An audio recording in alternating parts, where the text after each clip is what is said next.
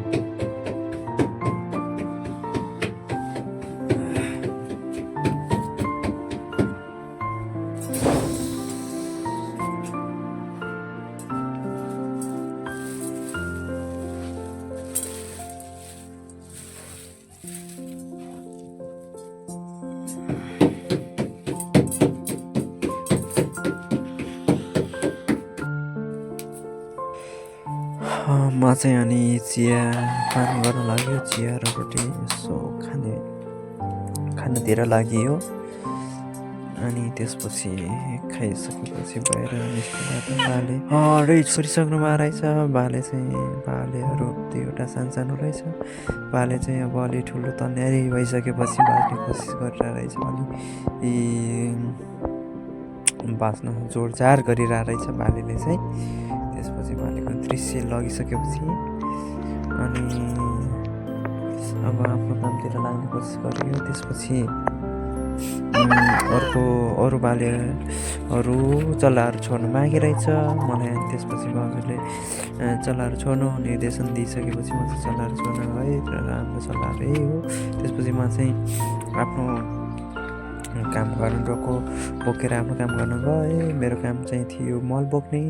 मलसल बोक्नतिर लागियो। त्यसपछि टक्क लगाएर मैले मलसल बोक्नलाई टक्क। अनि त्यसपछि मल खोजिक टक्क लगाएर मैले चाहिँ मल हालेँ है त। ढोकातिर सुरसार गरेँ।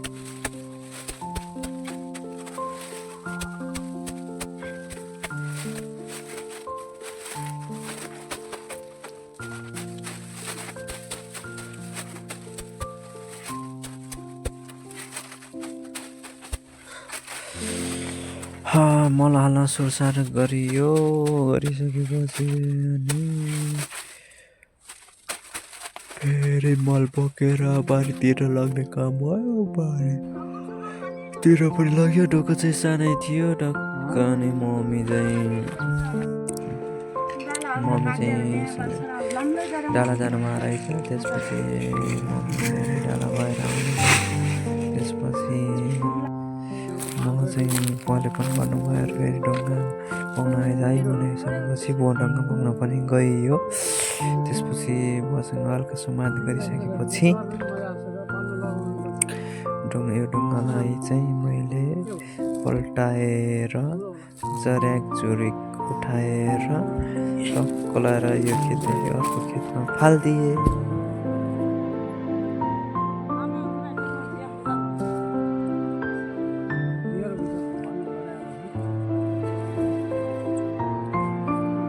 त्यसपछि ढुङ्गा लगेर फाल्ने काम पनि सकेपछि घरतिर आयो। घरतिर आइसकेपछि अघिदेखि सिस्नो र रोटी खानातिर लाग्यो। हात खुट्टा मुख धोएर अनि त्यसपछि मम्मीसँग नजिकै बसेर त्यसपछि हल्का सुमात गर्दै खाना पनि खाइयो।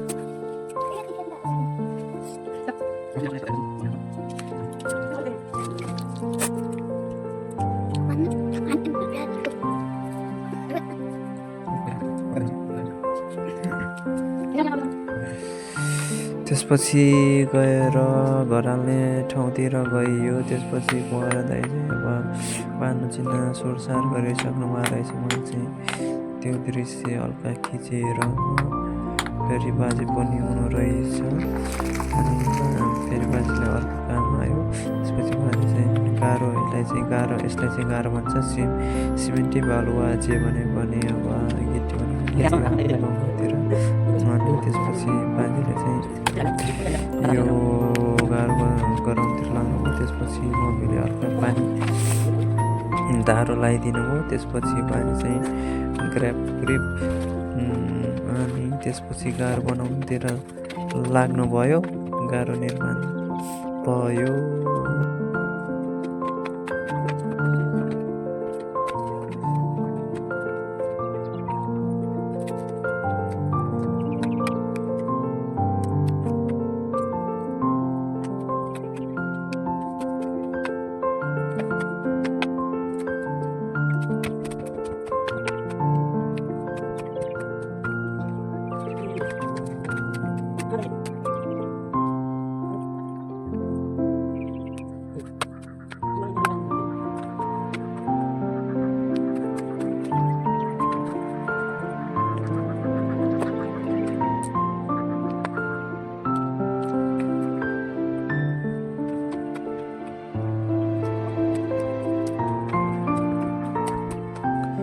बाजे चाहिँ गाह्रो बनाइसकेपछि अब थाकिसकेपछि श्रीप पत्तान्दै आफ्नो थकाइमा मिस्त्रीलाई यहाँ ढुङ्गा लाग्नुभयो।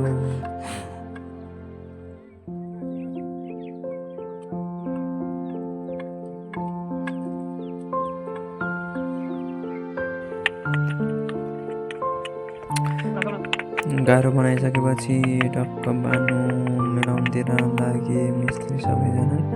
टक्क नाम साम्स भयो। त्यसपछि बानु मिलाउनतिर लाग्यो। डरले बनाएर थियो। मौसम चाहिँ एकदम खराब देखिरहेको थियो। त्यसपछि बानु चाहिँ बाजेहरू सबै थकित भइसकेपछि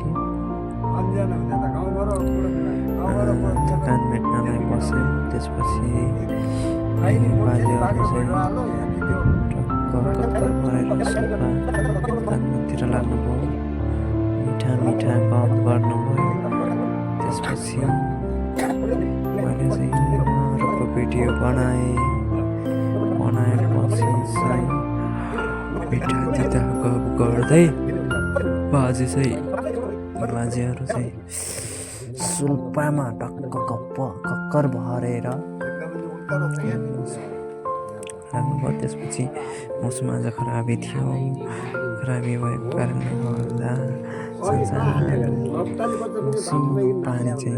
पानीको थोपा चाहिँ हान्न लाग्यो। त्यसपछि बानु चाहिँ उठाएको थियो टोलीले। त्यसपछि त कालो भयो बादल। कालो भइसकेपछि पानीका थोपाहरू अलि बढी नै झर्न थाल्यो। त्यसपछि धेरै बर्सात हुन कोसिस गर्यो। त्यसपछि टोलीहरू ओथियो, साइडतिर लाग्यो। टोली चाहिँ साइडतिर लाग्यो। त्यसपछि टोली साइडतिर लागेपछि म पनि साइडतिर मन गयो। टोलीले अलिअलि माथि लाउँदै थियो, कोही टोली साइडतिर लागिसक्यो। अनि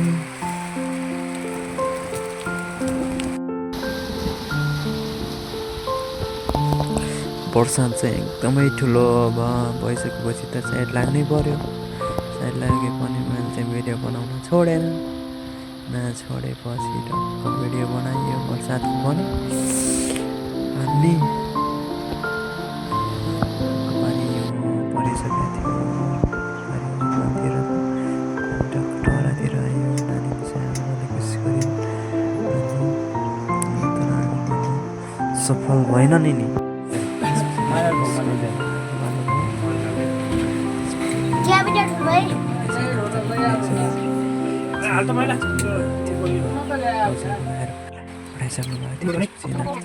मलाई पस्किने कुरा आयो। मैले पस्किएँ सबैजना है। त्यसपछि हामी चाहिँ आलुको तिउन, सोयाबिन के थियो तरकारी चाहिँ, त्यसपछि मकैको रोटी, त्यसपछि खाइयो नास्ता सास्ता सबैजना मिलेर। अनि नास्ता चाहिँ एकदम तातो नै थियो। भित्र बसेर हामी नास्ता कम खानातिर लागियो। अनि नानीले छ भनेको खाना अरे पनि खाएपछि हामीले चाहिँ खायौँ। त्यसपछि खाइसकेपछि हामी बाहिरतिर गयो। बाहिर त फेरि पानी चाहिँ थम्किएर काम गरिसकेर घरतिर जानको आजको काम यति नै हुन्छ, समाप्त भयो। म गाउँ जान आएको भजन बोकेर। भिडियो मन परेमा लाइक, कमेन्ट, सेयर गरिदिनु होला। बाई।